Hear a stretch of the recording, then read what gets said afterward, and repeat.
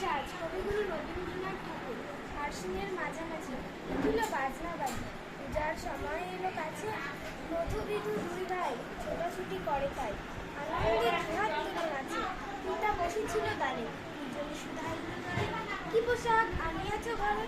একবার কি পোশাক আনিয়াছ ঘরে আছে তোমাদের মায়ের কাছে।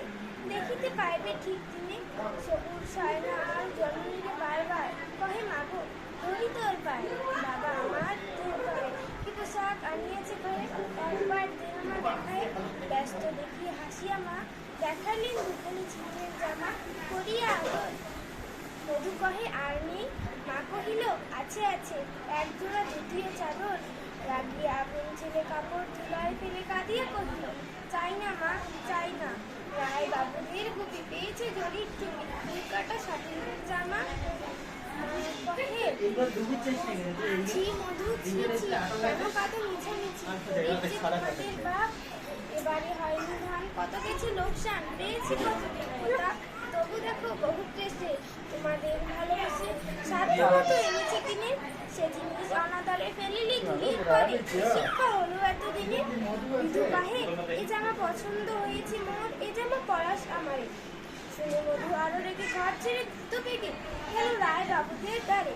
সেধা মেলা লোক জড়ো, রায় বাবু ব্যস্ত বড়, দালান সাজাতে গেছে রাত। মধু যাবে এখনই দাঁড়াইল ম্লান মনে, চোখ তার পড়িল হঠাৎ।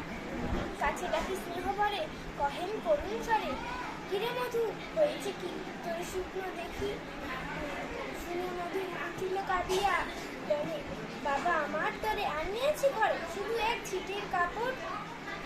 শুনে রায় মহাশয় হাসিয়া মধুরে কয় সেজন্য ভাবনা কি বাদর।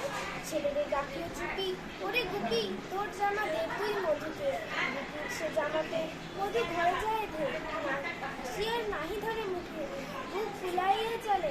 সবাই ডাকিয়া বলে দেখো কাকা দেখে যে মামা, ওই আমাদের বিধু ছিট পড়িয়াছে শুধু, মোর গায়ে সাটিনের জামা। মা কহে রাজস্ব জলে ভাসি, কপালে করিয়ে করা ঘাত।